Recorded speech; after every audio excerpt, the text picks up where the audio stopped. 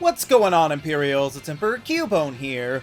No Pokemon generation is perfect, since I've already clearly outlined videos detailing all the problems amongst other regions, but that's true of Generation 9 as well, as it was obvious that they needed more time to finish the game. However, I'm not talking about the game performance with glitches and such. No, today we're looking at the Paldea region itself as if it were a real place. If we actually lived there, what would be the main issues that would be of concern to us in our everyday lives? Just because something works with the game design doesn't make it improve your standard of living. So let's take a look at the top 6 problems with the actual Paldea region. Number 6. Education. Now, credit where it's due, Paldea does seem to have invested the most into their education system over any other region, since it usually just amounts to a one-room schoolhouse, with Alola at the very least having multiple floors and a principal involved, but Paldea devoted the most expensive and impressive structure in the entire region to teaching and learning. However, the building is nice, but you need to make sure the curriculum is up to snuff as well. I'm not saying the teachers are bad at their job, but the attendance policy at this school is so baffling. Almost immediately after enrolling, they send us off to go explore the wilds and never come back? Maybe they're expecting you to return, but there's no penalty for abandoning your education for Pokemon battling, even though you won't learn anything about history or math or science, because none of the 3 paths of finding treasure involve sitting in a classroom for a lecture. And furthermore, there appear to be citizens enrolled as students across all ages. Now, it's never too late to go back to school, but how could they have missed out on it when they were our age? It's obviously not everyone, because there are other adults that have actual jobs, which implies that this entire education system is purely voluntary? But then how do they pay for the giant building with the dorms and everything? It's just a mess. Again, I'm glad that they decided to try to promote schooling, but this was clearly devised by someone who's never set foot in a classroom. But that leads to number 5, Team Star. Apparently, despite its voluntary nature, the Board of Education takes truancy very seriously. But not if you're on your treasure hunt? Yeah, this really just makes no sense. They send out huge portions of the student population to stay away from the school for as long as possible, but when other students congregate into a large group outside of school, it becomes a problem? How do they know that they're not just on the same assignment I'm doing, because I certainly haven't been back? So castigating them from the administration's perspective doesn't really make sense, because none of us are going to class. But hey, then again, neither do the team's motivations. I get that they felt ostracized from the student body and found support with other fellow outcasts, but in order to get over feeling bullied, they decided to gang up together and bully people.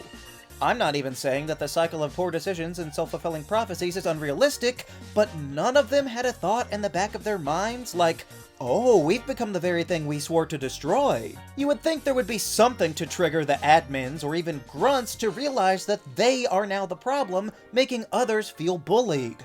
I understand that their origins make them a little sympathetic, but that doesn't excuse their blatant hypocrisy, saying that it's unacceptable when it happens to me, but if I retaliate, then it's totally fine. Do we excuse Maxie's nefarious actions because he wanted to nobly save Hoenn from the overabundance of water? It would have been a far more inspirational story for Team Star to take that pain and channel it into an Aether Foundation-like organization.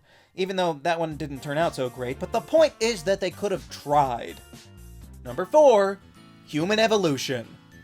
We're not talking about mutations or anything like that, but have you noticed a disturbing trend across the Paldea Pokédex?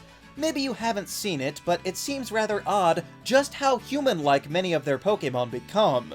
Now, this is not a certainty. Plenty of Pokemon stay true to their origins. As we can see, all of the dogs stay dogs the whole time, so there's that. But there are others, like the early bugs, that take far too much inspiration from the humans around them. Why exactly should a spider and a grasshopper need such a prominent humanoid structure? Yes, there are other human-looking Pokemon across other regions, like Mr. Mime or Jinx, and those ones similarly creep out trainers. However, once we learned more about their origins, we can see that they were always at least a little human-like as babies, if still creepy. But can you explain to me why an olive needed to turn into a woman? I'm not even complaining that we've discovered a salt-based Pokémon. My issue comes from the fact that it was a quadruped and then spontaneously morphed into the shape of a man. You cannot tell me that was where the line was headed, so what happened here to alter their form? Does terastallizing inherently link Pokemon to humans somehow? Why did a duck and a cat need to turn into human analogs with full-blown jobs that require ridiculous costumes and everything? Maybe you don't care and think that it's nothing, but it's just disconcerting and almost makes it seem like the Pokemon are plotting to overthrow the people that live here. I mean, what other conclusion am I possibly supposed to reach when a dolphin grows fists? Something's not right here. Number 3. Kitakami? Yeah, so this one may be cheating a bit, but what exactly is going on with Kitakami? We're just told that it's east, which is super vague. Are we somewhere up between Johto and Kanto, maybe? Is this the land below Sinnoh somehow? Somewhere in between, like in real life? They never say, and we can't possibly know, because the whole tiny area is completely cut off from everything else by a perfect square of mountains that trap everyone in. Seriously, what's up with the perfect geometric shape blocking out the landscape that leaves the whole valley cut off from the rest of the world? There's not even a dock anywhere, so do they bus in everything they need? Cause that's the only way we could come in. Why have a festival at all when you know that outsiders can't even come to your small village in the first place? I know that it's for gameplay reasons, but the fact that there is no possible in-universe explanation for why I can't explore past a certain invisible barrier really shatters any reason as to why I should care about this backwater place. If I had a ticket out for the Unova Region Academy, you best believe I would take the first bus out of there and never look back. Number 2. Infrastructure.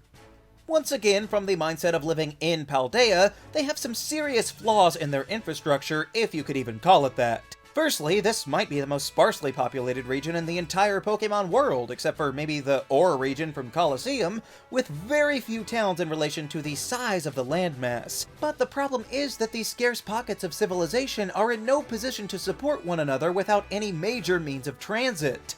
There are some dirt pathways that you can follow most of the way between them, but that's not substantial enough to facilitate bringing in goods or personnel. I mean, just look at the path to Artisan.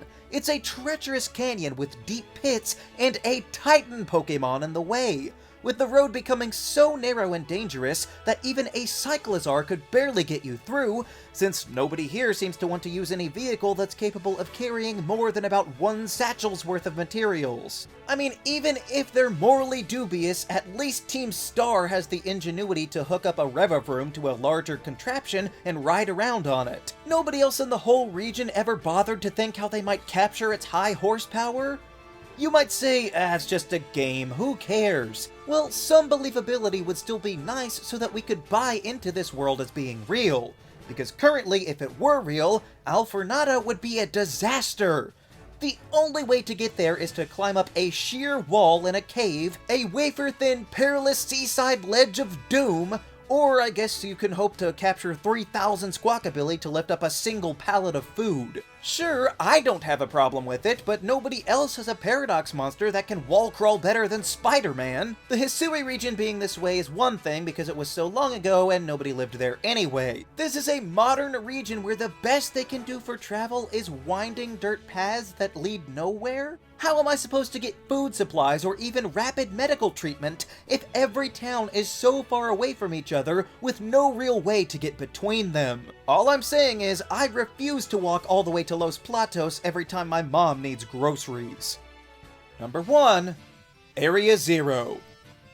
So this is not a new thing, right? From my understanding, Area 0 didn't just shoot up out of the ground one night in the last year or two, so why is it still such a mystery? Presumably this giant hole has been there for as long as the people of Paldea have been, and nobody thought it would be worthwhile to know for sure what it was all about? What if it were a volcano? The caldera alone is like 1/5 of the entire landmass of this region, so if it erupted, you would instantly die. Not to mention the dust cloud that would suffocate Galar and Kalos nearby. Not that it is a volcano, but they don't know that. There have been recorded expeditions in the past, but they never seem to really be successful in uncovering any relevant information. The best that they've ever done was a few hundred years ago when some dude came back with basically a dream journal, and that was good enough to appease the entire continent, at least until modern professors finally decided it was worth a second look. You have a massive swirling cloud obscuring what could either be death or unimaginable riches, and you never cared enough to make sure which? I don't care if it is a treacherous journey, you should have been losing people to that phenomenon like it was the Death Star until you found out for sure. But nah, some guy said he only saw a kind of big Pokémon, so it can't be that special. And it's not like Area Zero is under control or locked up tight or whatever, because we see a Paradox Pokémon just walking about free in the desert. So they have clearly escaped. Whether you think they're actually distant relatives of Pokémon is totally beside the point, they got out! There were Paradox Pokémon in the wild past the perimeter of the Central Mountain Range, so what's to stop anything else from getting out to terrorize citizens? You are inviting atrocities into your backyard without any semblance of trying to gain a scrap of information on how to deal with them. They restricted access to only qualified personnel, but when we go down to check it out for ourselves, all of the man-made structures are totally abandoned. So was the professor sent down here completely by themselves? No wonder tragedy befell them when they were thrust into the abyss without backup. I'm hopeful that we will learn more with the DLC being named the Hidden Treasure of Area Zero, but as of right now, I find it wholly unacceptable how the people of Paldea have handled this issue, and how uninterested they seem in their possible destruction, or at the very least, flagrantly squandering a wealth of natural resources. But those are just some of the top problems I have with the Paldea region. What issues bother you the most about the home of Generation 9? Let me know down in the comments. Also be sure to leave a like, share this video, and subscribe so that you too can become an Imperial today. And until next time, stay grounded.